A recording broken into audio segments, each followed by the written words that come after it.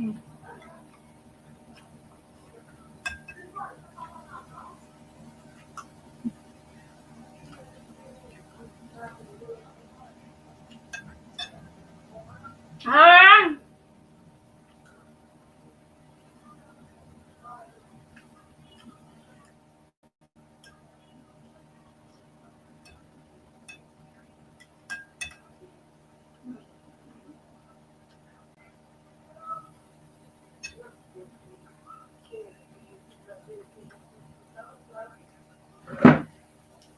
Ờ. Ờ.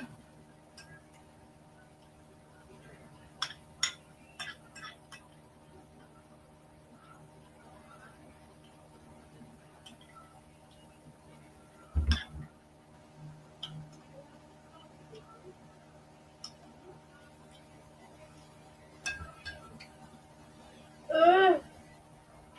Ờ.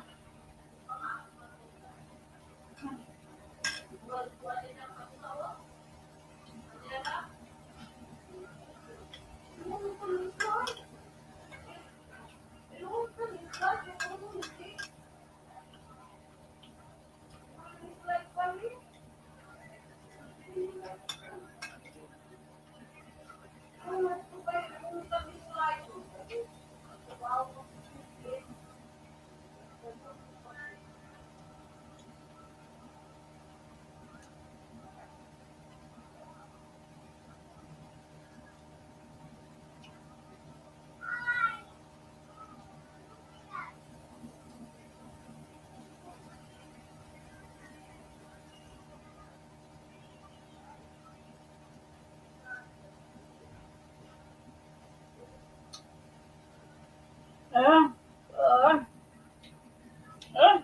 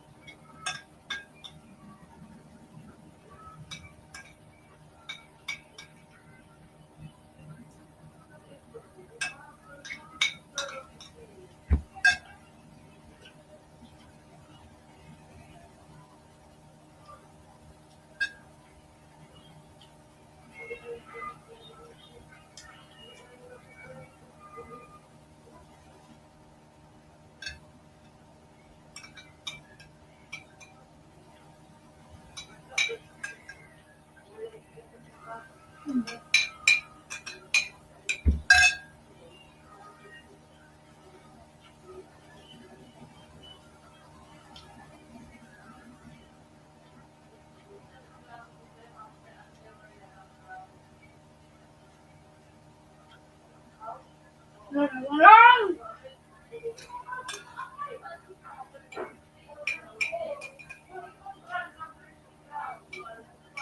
Ờ. Ngon.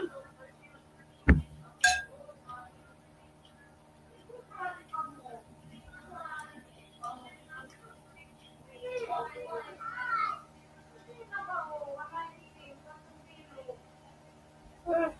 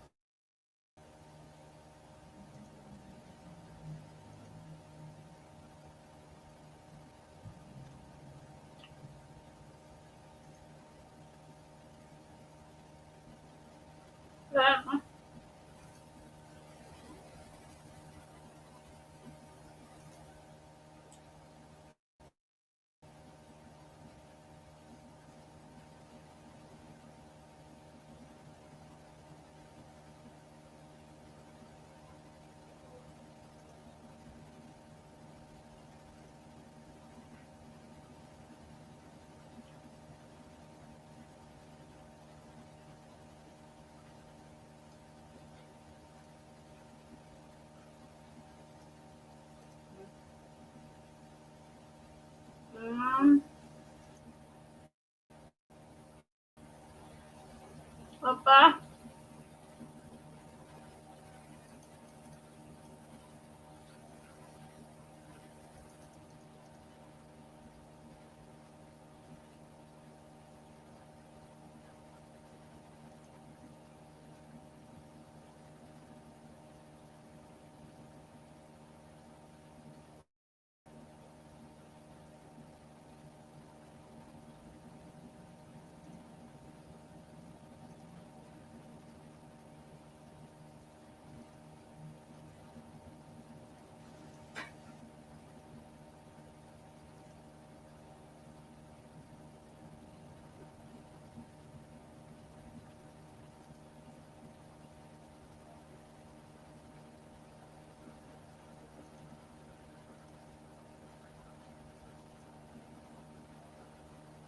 Mm.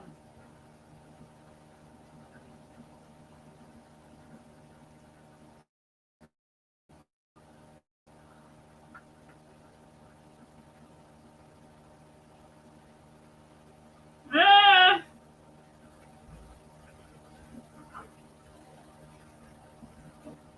Ah.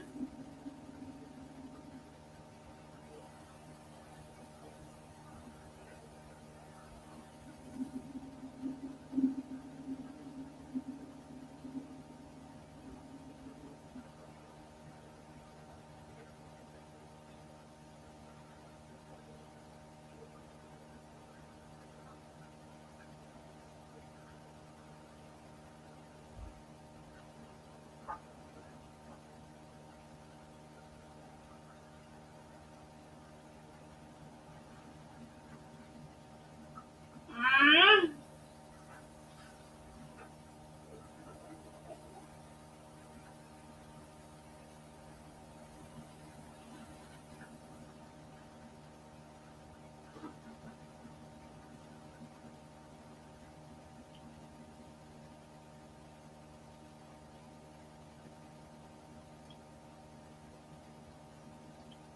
Ah.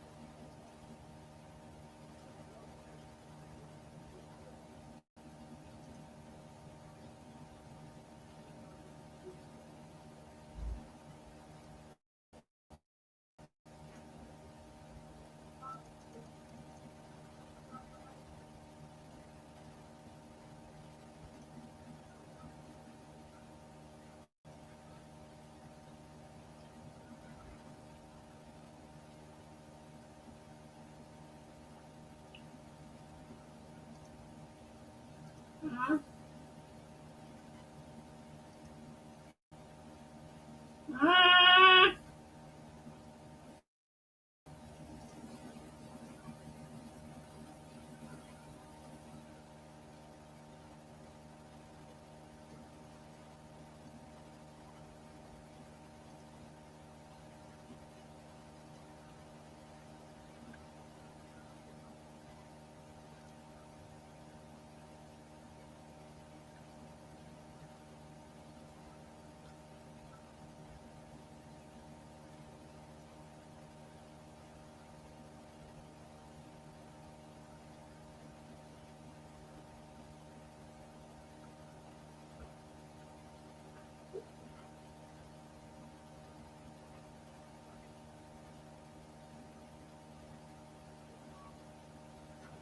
Ah.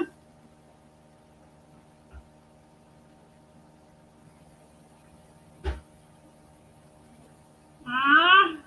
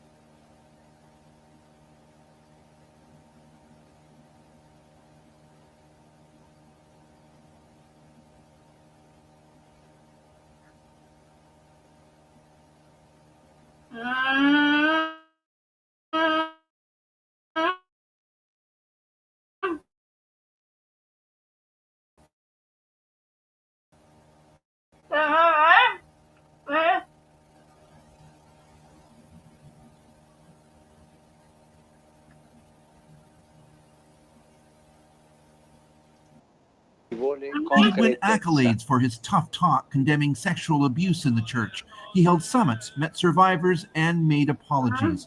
But many survivors complained Francis's words weren't backed by actions, and that abusers continued to be protected.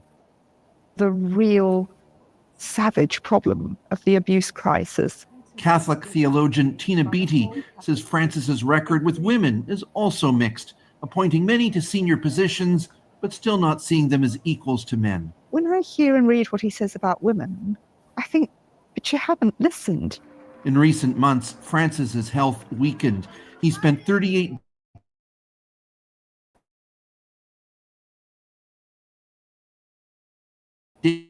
days in hospital battling double pneumonia. For weeks, Francis continued to meet with people as he'd always done. Now in St. Peter's, the immediate, overwhelming feeling is loss of a revered leader who touched people around the world with an outsized presence. Perhaps the biggest question now is whether his successor reinforces Francis' changes or rolls them back. Adrian. And Chris, over the next few days, there will be a lot of rituals taking place in Vatican City. Well, we're in the period of time between the death of one pope and the selection of another, and that begins with this 9-day period of mourning. Francis's body will be moved to St. Peter's for viewing on Wednesday, and we understand that the cardinals will meet and they'll choose the day of the funeral. We'll likely hear that decision tomorrow and expecting it on the weekend, Friday, Saturday, or Sunday. And of course, that's going to be a massive event with lots of world leaders, in contrast to where Francis will be buried in a lesser known church, the Basilica of St. Mary Major, which is actually outside of the Vatican, befitting the simple life that Pope Francis was known for leading. Adrian. All right, Chris Brown in Rome tonight. Thank you, Chris.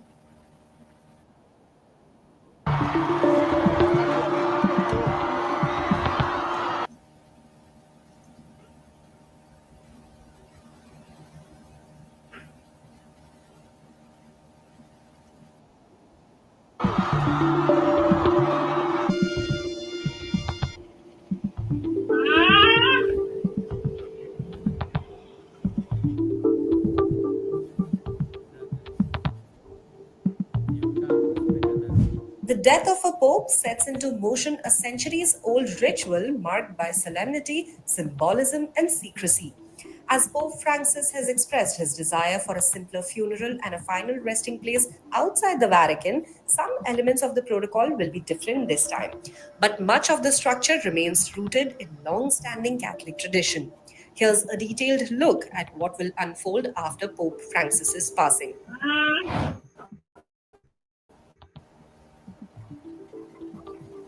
The first official act falls to the Camerlengo, or the Chamberlain of the Holy Roman Church.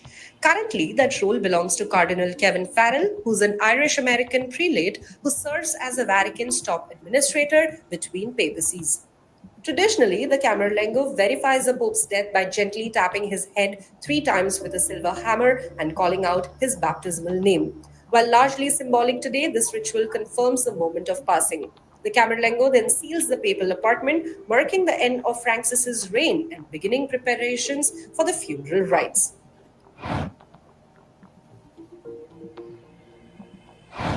Next, the Camerlengo, along with three cardinal assistants drawn by lot from among the cardinal electors.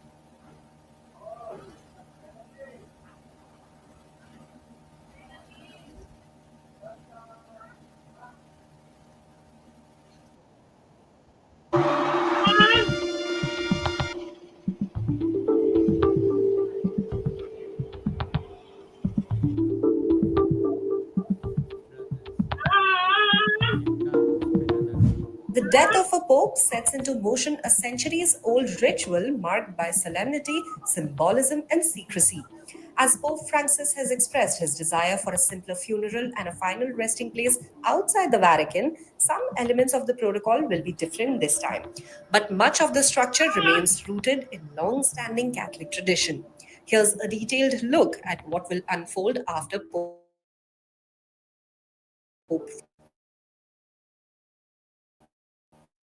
Francis. The first official act falls to the Camerlengo or the Chamberlain of the Holy Roman Church. Currently, that role belongs to Cardinal Kevin Farrell, who's an Irish American prelate who serves as the Vatican's top administrator between papacies. Traditionally, the Camerlengo verifies the Pope's death by gently tapping his head 3 times with a silver hammer and calling out his baptismal name. While largely symbolic today, this ritual confirms the moment of passing. The Camerlengo then seals the papal apartment, marking the end of Francis's reign and beginning preparations for the funeral rites.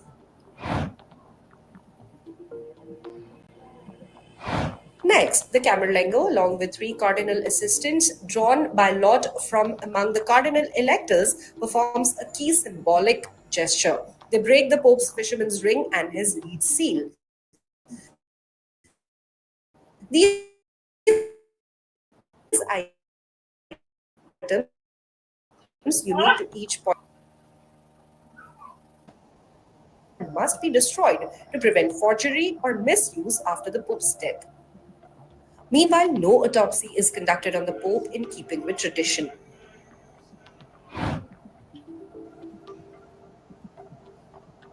While the past popes have been displayed for public mourning atop a raised platform called a catafalque in St. Peter's Basilica,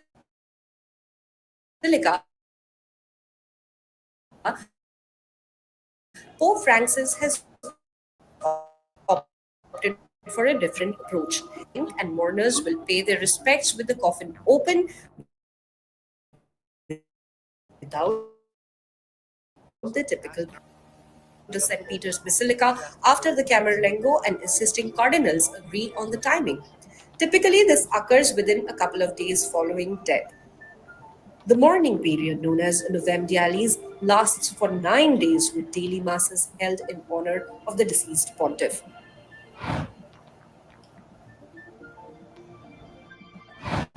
Francis had requested a departure from the papal custom in death, just as he did in life. Rather than being laid to rest in the Vatican crypt beneath St. Peter's Basilica, he will become the first pope in over a century to be buried outside the Vatican in the Basilica of St. Mary Major, which is a church with deep personal significance to him. Funeral and burial arrangements, while guided by tradition, will be finalized by the College of Cardinals, with the funeral usually held 4 to 6 days after the Pope's death, most likely in St. Peter's Square.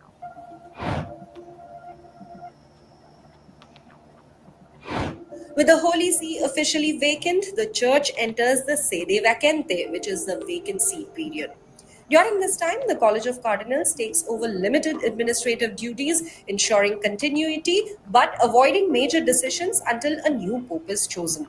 The Vatican's central administration, known as the Roman Curia, largely suspends operations, emphasizing the church's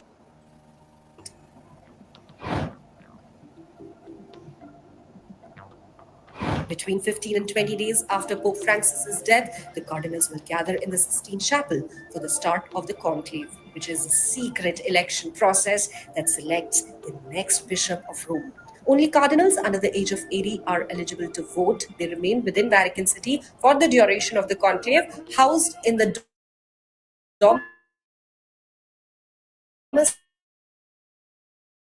Sancti Marthae, which is the same hotel-like residence where Pope Francis chose to live instead of the traditional apostolic palace.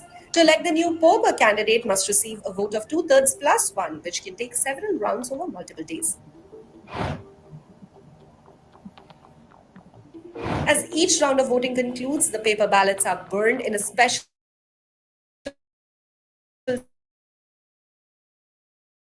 stove inside the Sistine Chapel. Black, clearly visible, indicates a new pope has been chosen. Soon after, the world hears the famous words Habemus Papam, which means we have a pope. The announcement is made by the Dean of the College of Cardinals from the central balcony of St. Peter's Basilica, where the new pope appears dressed in papal white and gives his first blessing to the people gathered in the square and to a waiting world.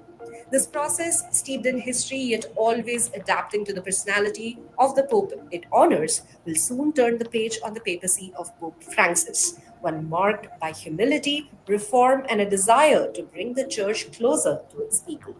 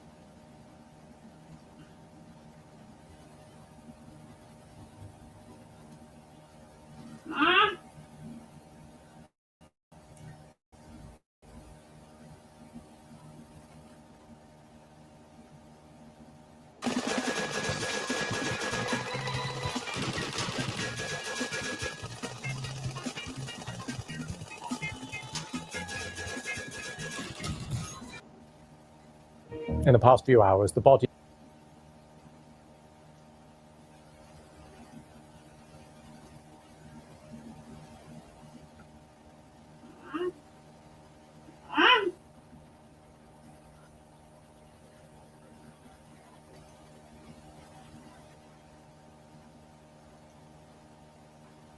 of the late Pope Francis has been moved from the chapel at his residence in Casa Santa Marta, where he chose to live, to St. Peter's Basilica, where it will remain lying in state until the funeral on Saturday. The Pope died on Easter Monday at the age of 88.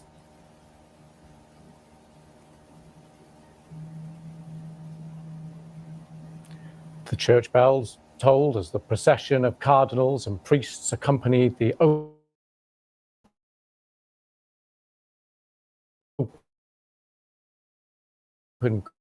coffin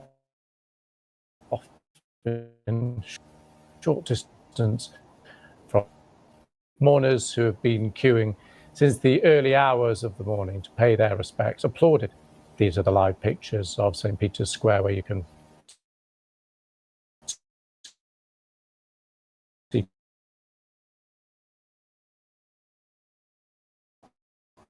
crowds, or this is still inside, pay their final respects to the late pontiff.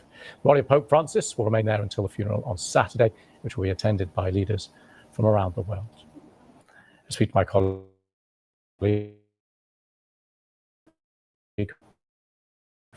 former Rome correspondent.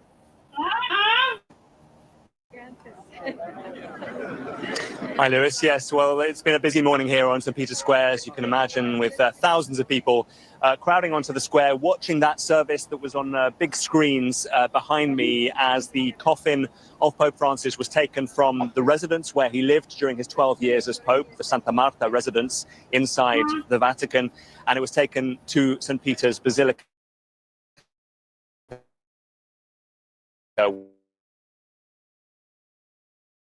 where it now lies before the altar.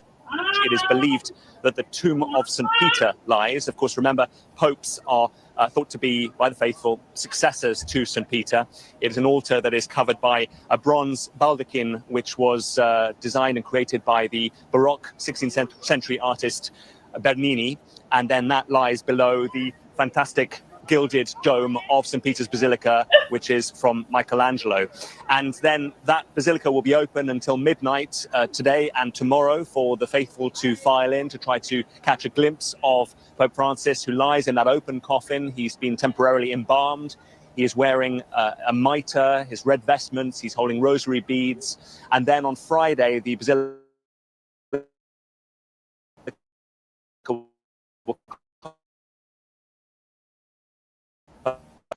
close at 7 p.m., ready for that world leaders, royalty and heads of state from around the world. And then following the funeral, the coffin will be taken across Rome to the Basilica of Santa Maria Maggiore, which is where Pope Francis wants to be buried. It's more than a century since a pope was not buried at the Vatican, and very much symbolic of how Francis wanted a humbler, simpler end to his life. Watch what milk does to your brain. Take a look at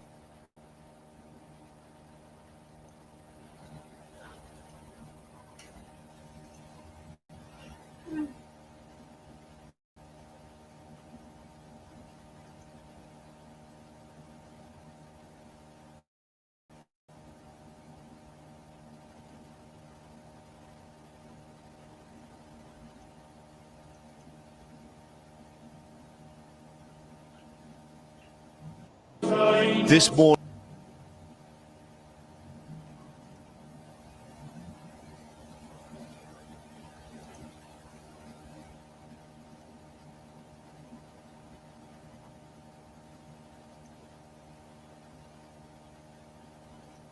Morning at St. Peter's Basilica, the faithful lining up to say goodbye. At the center, facing the pews, the coffin carrying Pope Francis, the late pontiff requesting it not be elevated so he could be on the same level with the people he served. I think the Pope made an impact on the world, and I think his message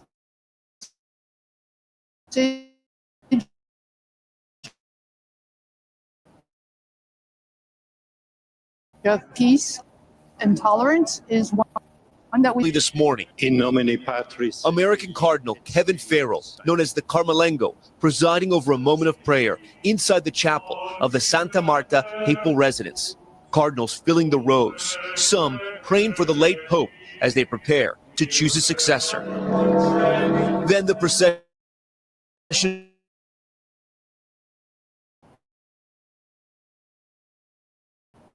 to the Vatican. Pope Francis, so many waiting for that chance. How long are you guys going to wait? Until I have to. as long as it takes. Yeah? We're Why? believers. We're believers. The funeral and mass will take place Saturday morning and will be attended by heads of state from around the world, including President Trump and President Zelensky. Prince William will also be there representing the British royal family. And the Vatican now releasing new details about the Pope's final hours. Among his last words, "Thank you for bringing me back to the square." A heartfelt gratitude to his personal healthcare assistant for encouraging him to take one last ride in the Pope Mobile on Easter Sunday. After that last appearance, he rested, had a quiet dinner, but awoke not. According to those who were with the Pope in his final moments, he did not suffer. And Tom, what is the sentiment and feeling among the people who have come and they want to pay their respects to this Pope? You know, Savannah, I've had a chance to speak with dozens of people who have been waiting in line. And the thing that really struck me is the impact that Pope Francis had in their lives. These people, as we look at the crowd here in St. Peter's Square, will be waiting hours and hours with God. The people here believe there is something bigger than this life here, and that's what they want to talk to Pope Francis about. They're also very curious, Savannah. A lot of people here that I spoke to right after they said they're going to pray for Pope Francis, they also asked me that they want to know what's going to happen next, what's going to happen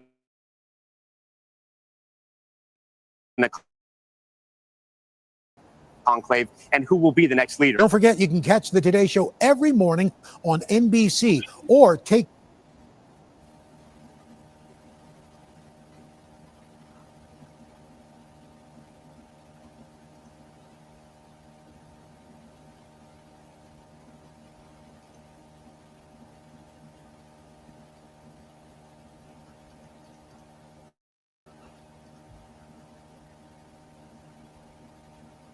This is how you protect your house and family from dangerous intruders.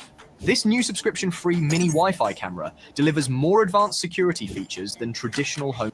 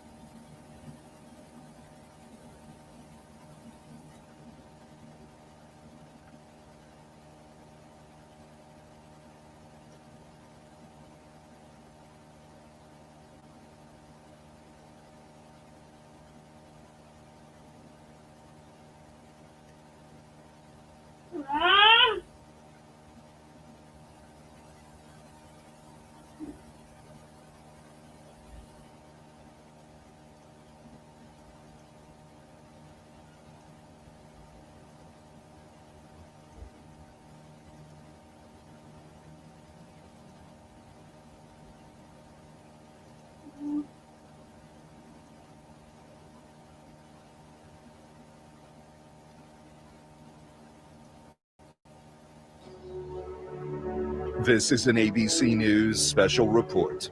The death of Pope Francis.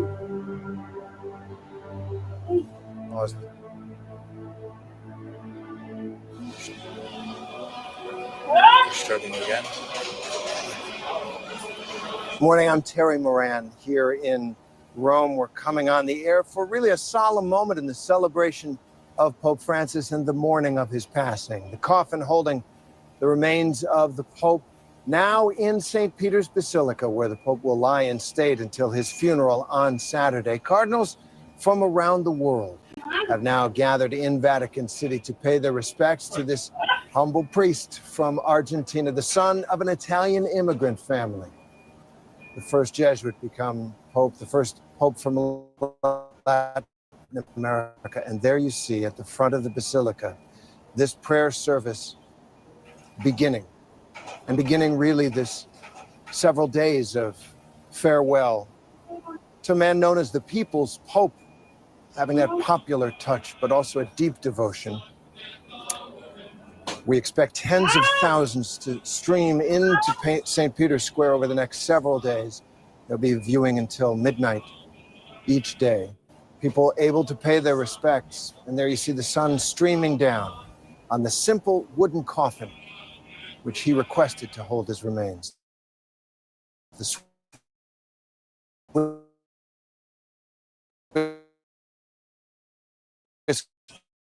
guards there standing at attention, chapel there where he lived, here into the Basilica. Dignitaries and cardinals of the Curia, of the governing structure of the church, as well as cardinals already gathering from around the world. The funeral scheduled for Saturday. World leaders and dignitaries expected here on Saturday for the funeral, including President Donald Trump and his First Lady Melania Trump. They will be here representing the United States, a sign really of the significance that the leadership of the church by Pope Francis has had. He and President Trump certainly had disagreements, but the president wanted to be here because of the life that Pope Francis lived, his dedication to this church.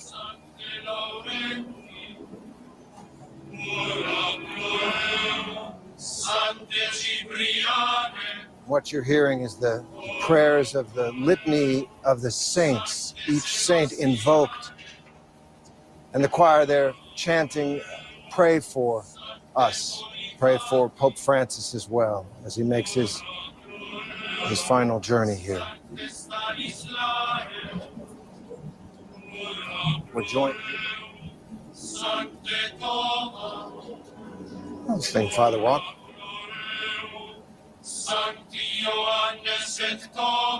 We're joined by Father John Walk, who is our papal consultant and teacher in so many ways. It's been quite moving to see the Pope coming through the square one last time, a round of applause, and now this moment, this celebration, this commemoration of his life. Yeah, I think what we're seeing these days, we're beginning to see, is sort of the second stage of the wake of the Pope.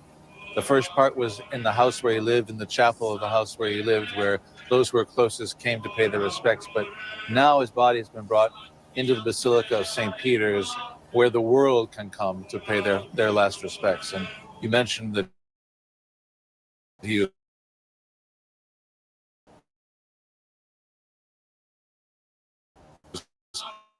called the People's Pope, and he always talked going outwards. And I think what you see now is, with his body being brought into this public place, the Basilica, very close to the tomb of St. Peter himself,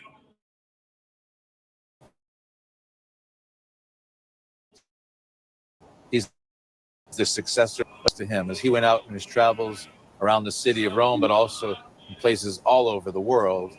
He was reaching out to the world, and now the world can come back and pay respects, returning the favor, so to speak, to say goodbye one last time. To be close to him. Exactly. And as he tried to be close to so many. Our ABC News consultant, Helen Alvarez, is joining us as well. And Helen, you've worked with the Vatican and also obviously with the government in the United States in some ways on some of these issues. And I'm struck by President Trump's decision that he wanted to be here. And that's a statement, as I said, from a president who wasn't always obviously in agreement with some of the things that Pope Francis was trying to teach. That's so true. It's a sign of what a unique kind of world figure this is. When, people who are not Catholic tell me or tell you how much they admire this Pope. When we think about the panoply of world leaders that we know, no matter what standard you use, Francis is unique in that he is there to prick the conscience of everybody, both in connection with whether they are, responding to God, and whether they are taking care of one another. There isn't another world leader whose mission is to tell people to be good and constantly to prick their conscience, to ask themselves the question, am I giving God and my fellow man and woman the respect that they're owed? And so even, the biggest names in the world come to pay their respects. Thank you, Helen. And that commitment of popes to try to remind worldly leaders of their responsibilities under the teachings of the Gospels can cause friction, and it certainly did. That friction, though, now resolved as people commemorate what he did. James Longman, you've been here in Rome for a couple of days since the death of the Pope. The mood here is quite striking. Yeah, that's right. Very pensive. I call it, heavy in some respects, because this is a man that I think many had hoped might be recovering from the illness that he was dealing with. And I think it did come as a shock that when we heard his death on Monday morning.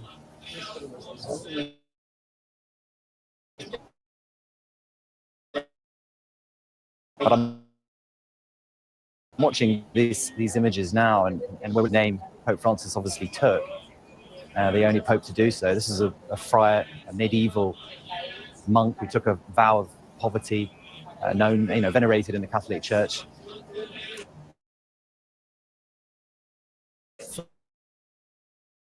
But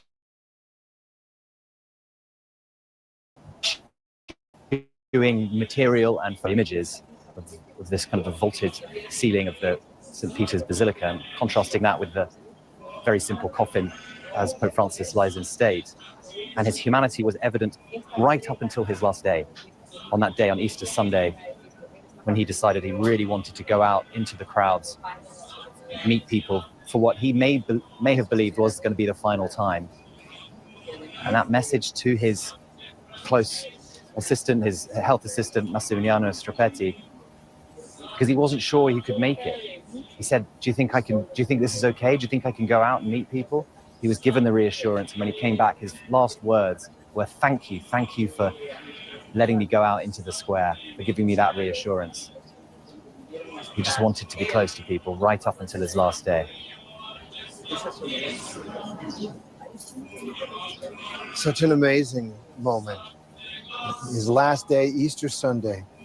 And as you say, James, he wanted to be there, working, still living his priesthood to the very, very end.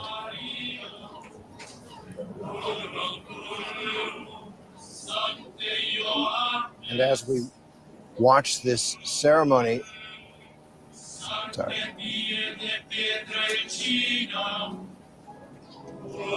and as we watch and listen here, just Father John Walk, just so people understand, we have at the front there, that is Cardinal Kevin Farrell. An Irishman who lived in the United States for many years before coming to Rome to work here. And he's the Camerlengo. Exactly. The Chamberlain, an official in the church.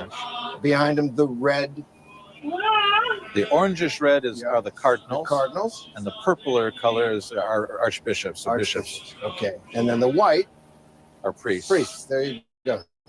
So there you see the hierarchy of the church. You're saying the grade of the sacrament of ordination of bishops and priests, deacons, and cardinals aren't ordained; they're named, right? But the different orders within the church. And of course, the litany of the saints is a reminder that the church is not just the living, but also the dead.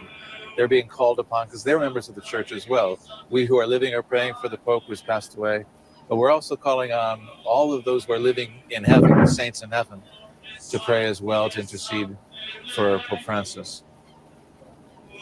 The whole church is present, so to speak, the living and the dead.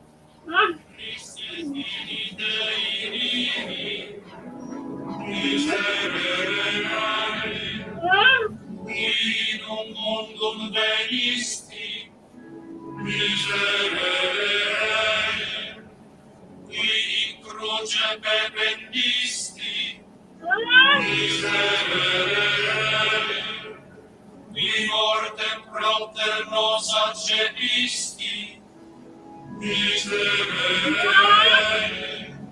qui in sepulcro iacoristi, miserere, quia mortuis resurrexisti, miserere, qui in celos ascendisti, miserere, qui situm sanctum in apostolos visisti,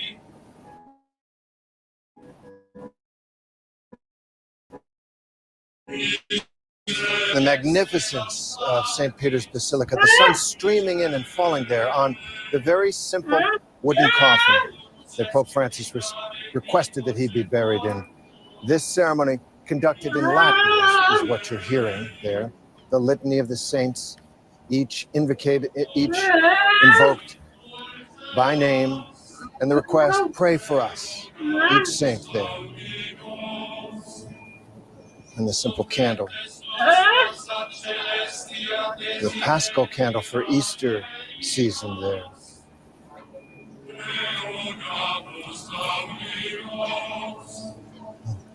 Caritas nostras fratum promicuorum et benefactorum nostrorum, ab aeterna damnatione eipias, erogamus audimus, ut omnibus fidelibus defunctis, requiem aeternam donare digneris,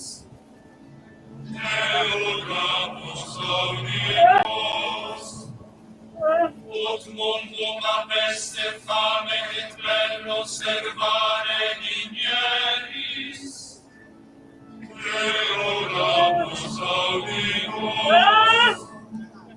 Ut cunctis populis pacem et veram concordiam donare digneris. Oramus audimus. Just these beautiful pictures. These beautiful pictures of St. Peter's Basilica and this ceremony. Father John Walk, there's nothing else like this in the world. There are many high ceremonies, but in St. Peter's, this kind of moment, it is a kind of almost contradiction, right, of the way we live. It's meant to be in some ways, and stunning. It's meant to take us out of ourselves. I mean, to remind us of the transcendent and the divine, right? And the architecture and the art of St. Peter's is all made precisely for that goal. You know, behind the Pope, you see the main altar. Under the altar is the tomb of St. Peter. Behind the altar is a giant chair, which represents the teaching authority of Peter, the chair of Peter, which is now the sede vacante, exactly. And there's no one sitting in it. It is, in fact, a sede vacante at this moment, right? The missing chair of Peter, that's missing someone to sit in it, rather. And it reminds us that this Pope and the next Pope, who will be named shortly, is the successor of St. Peter. So there's that chain going all the way back 2,000 years. And we're witnessing it in sort of in a very condensed form here, right? The dead Pope Francis next to the dead St. Peter 2,000 years earlier. And Helen Alvarez, all this ritual, as Father John Walk tells us so eloquently, meant to remind us of something in a world that really has left so much ritual behind. The church won't. I mean, the church, we are all just servants, even the Pope.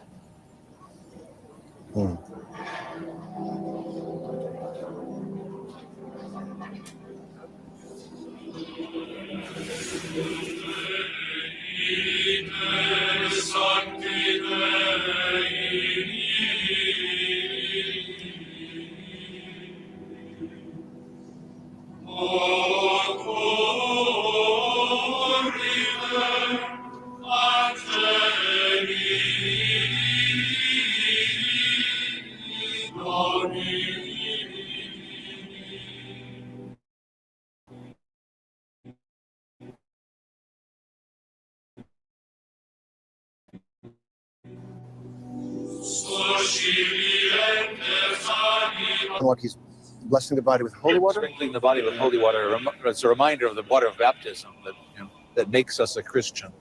Right? When you become a Christian at baptism, you're baptized with water.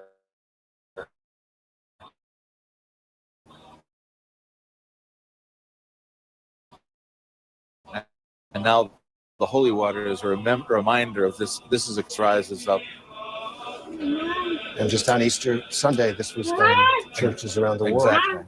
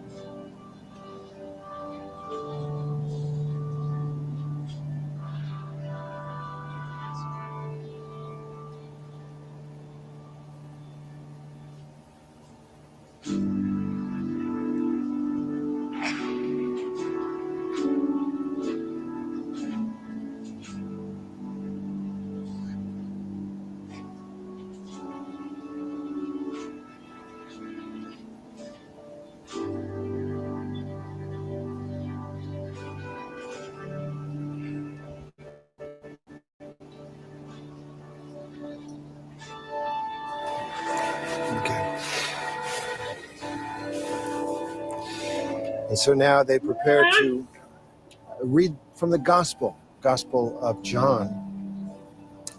And Father John Walker, this is a preparation for that reading. I guess a deacon will be reading the Gospel. Right.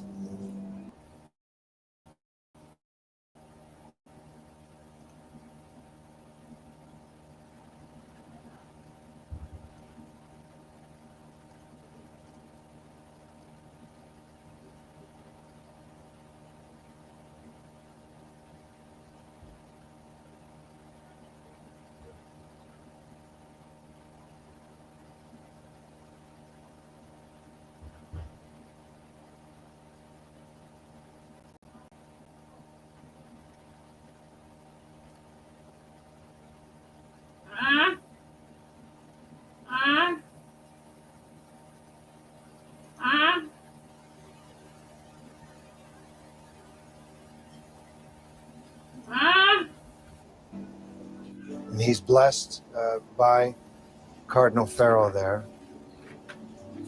This Gospel reading from the Gospel of John, coming from the Last Supper there? Exactly. The 17th chapter of St. John. The priestly prayer of Christ to his Father.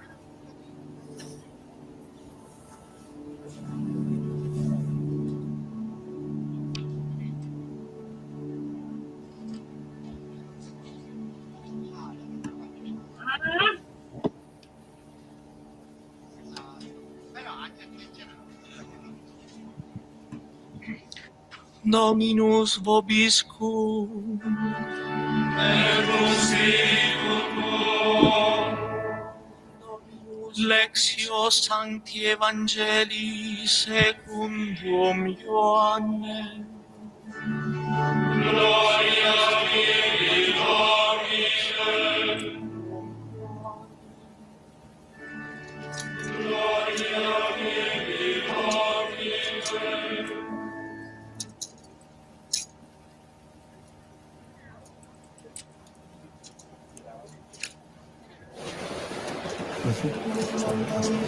In illo tempore sublevatis oculis in celum oravit Iesus dicens Pater sublevatis istis in celum volo oravit Iesus.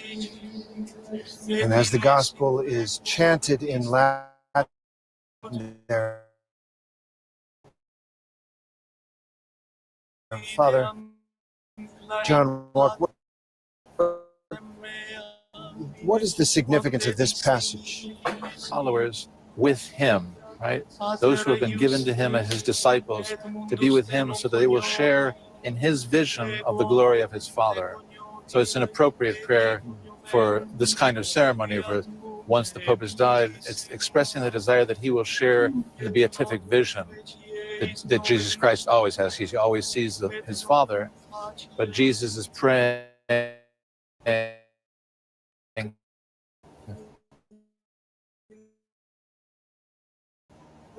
that other life. Thank you. The translation, Father, I want those you have given me to be with me where I am, and to see my glory, the glory you have given me because you loved me before the creation of the world. And then I have made you known to them and will continue to make you known in order that the love you have for me may be in them.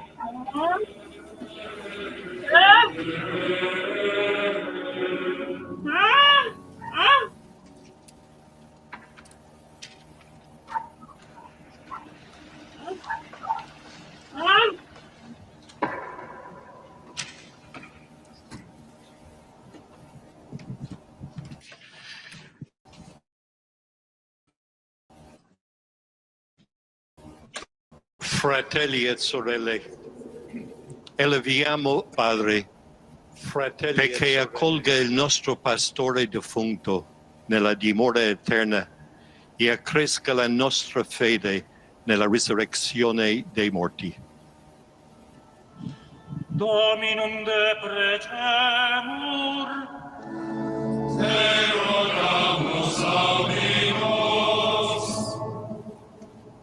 per il defunto Papa Francesco, perché il principe dei pastori, che sempre vive per intercedere per noi, lo So these are accolga the benigno nel prayers suo of regno di intercession, luce e di Father, as they pace. say. They're asking for various reasons for the people to pray. Exactly. You hear the sort of call and response, right? Right. The intercession, and then Lord, hear our prayer. The people are saying, "Hear our prayer." Exactly. All in Latin. They're praying for. They're asking for the people to pray for Pope Francis and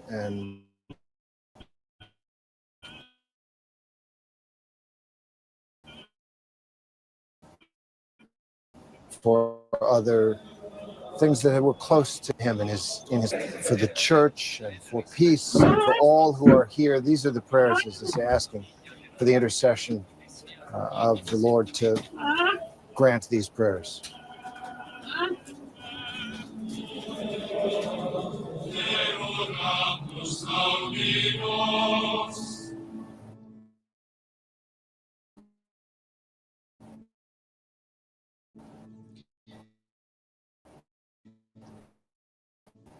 Per tutti noi che siamo qui riuniti in preghiera. Dominum deprecemur.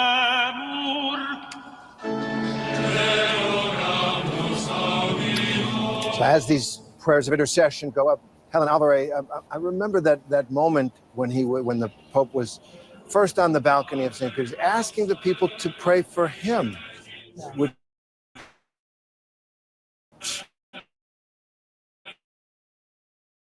struck so many people. Has chosen. He loved a painting of Matthew, the tax collector, being approached by Jesus, a human being. He was in need of prayer, and as Catholics, we believe that even after death, we ought to pray for people's souls, to intercede for them so that they might go to heaven. And again, no pope assumes that he will automatically go to heaven. Everyone who is Catholic assumes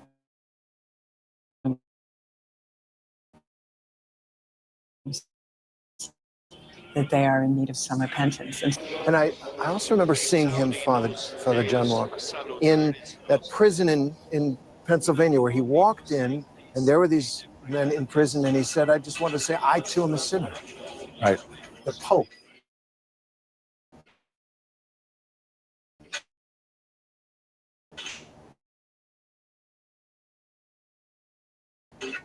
speaking to people in prison. That's how he felt identified as a sinner who loved Jesus Christ.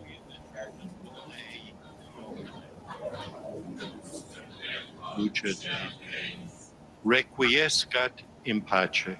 Amen.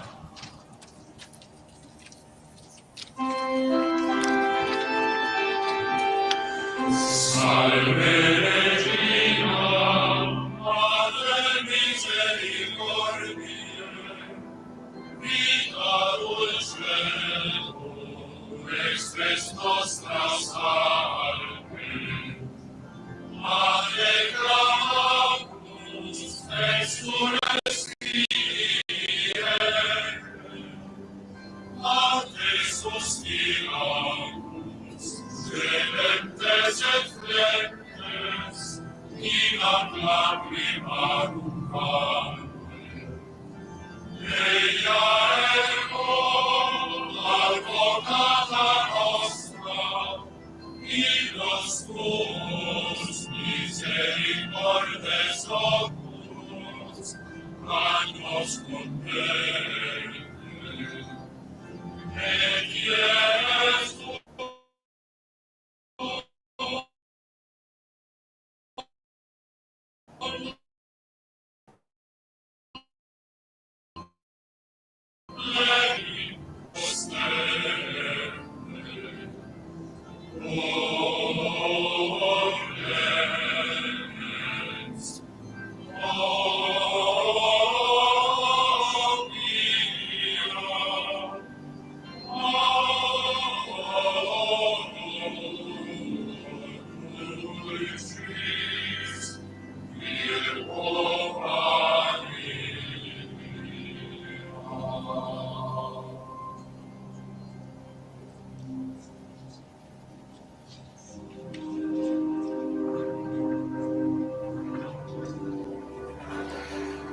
The Salve Regina, the hymn to the Virgin Mary, the Mother of God in the belief of Christians. And Father John Walker, this is the beginning now of the period where people will be able to come here and say their own farewell to Pope Francis.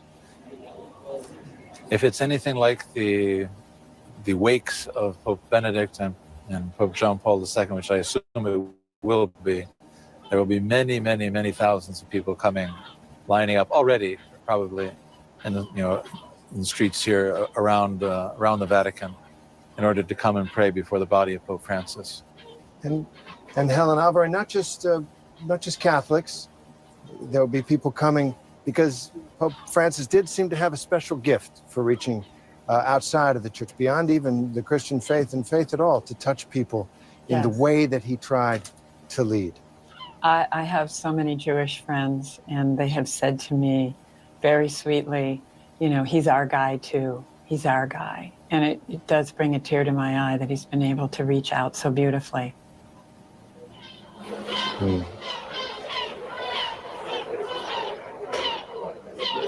And James Longman with us. This now begins really this period of mourning for the people who will be here, but also for people around the world, culminating in the funeral on Saturday, and then the transition to the next pope. Yeah, Terry. Look, I think, I'm struck looking at these extraordinary pictures, the beauty, the magnitude of St. Peter's Basilica. I mean, there's something about this that can feel, for a lot of people, inaccessible. The Catholic Church feels like this enormous, powerful, wealthy institution. And Francis, what he was all about was making it accessible for people. We're looking at one of the biggest churches in the world, the artwork all through the Renaissance, Michelangelo, Bernini. This is something that people may not be able to necessarily relate to. But no, he was a soldier of God, fundamentally. I mean, he was a Jesuit. That's what they were all about, taking God's message, taking it out to the margins. And so, yes, what we've seen today is extraordinary. We're going to see so much more over the next few days, all the beauty and the grace and the majesty of the Catholic Church on full display. But what Francis was about was taking all of that out into the wider world, to the very, very margins of not just the international Catholic community, but the wider world too. There will never be another pope like Francis. You sure won't. James Longman. Helen Alvarez, Father James Walk, thank you very much for being with us in our coverage. Pope Francis now lying in state there in St. Peter's